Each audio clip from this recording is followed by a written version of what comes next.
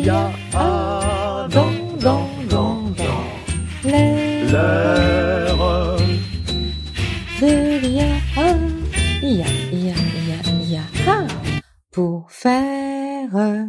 Bienvenue dans un air d'IA, la chronique dédiée aux outils de l'intelligence artificielle. Cette semaine, nous poursuivons notre questionnement de la prédiction et de l'influence de nos modes de consommation par l'IA.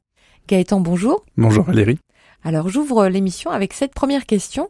Quels sont les mécanismes de collecte et d'analyse de données dont l'IA va se servir pour le ciblage marketing ? Alors les algorithmes d'intelligence artificielle vont venir vous profiler à partir des interactions que vous avez eues sur Internet.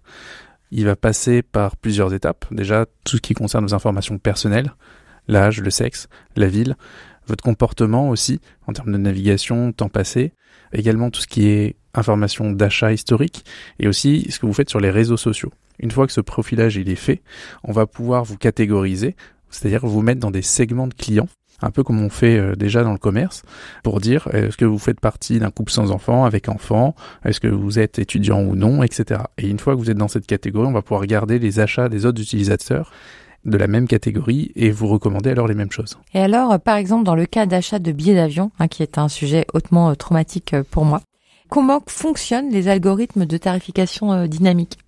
Alors dans ce cas, effectivement, certaines plateformes vont appliquer de la tarification dynamique. À la base, le but c'est de réguler l'offre et la demande, c'est-à-dire que moins il y a de place, plus on va augmenter le prix, et inversement. Donc dans le cadre des billets d'avion, comment ça se passe ? En fait, le site va regarder si on est déjà venu auparavant, au travers des cookies dont on nous met des bandeaux en bas de page, ou au travers de l'historique ou de ce qui est en cache, entre guillemets, sur le navigateur Internet de votre ordinateur. Mais c'est pas la seule chose, il va aussi regarder votre IP, c'est votre adresse Wi-Fi dans l'annuaire Internet en quelque sorte. Donc dans ces cas-là, en fait, la meilleure solution, c'est plutôt d'utiliser un ordinateur. Alors dans ces cas-là, si on ne veut pas en fait se voir resservir le même prix que celui qu'on a payé une première fois, c'est cela ? C'est ça. En ce qui concerne cette personnalisation des prix, est-ce qu'il y a finalement un risque qui va être lié à l'utilisation de l'IA, notamment en matière de discrimination, d'inéquité, puisque il y a ceux qui savent comment ça marche, il y a ceux qui savent pas. Dites-nous. Effectivement, concernant de savoir que quand on revient 2 fois sur la même page pour acheter un billet internet, ça augmente le prix.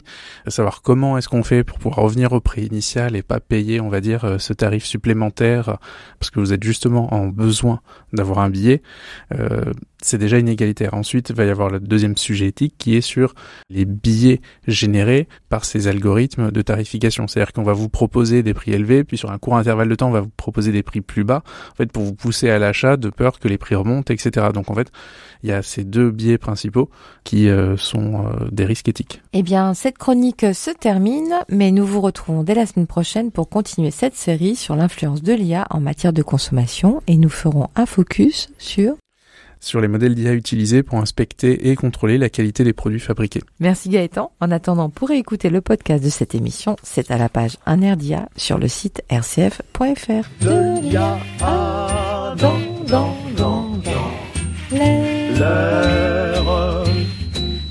De l'IA, IA pour faire.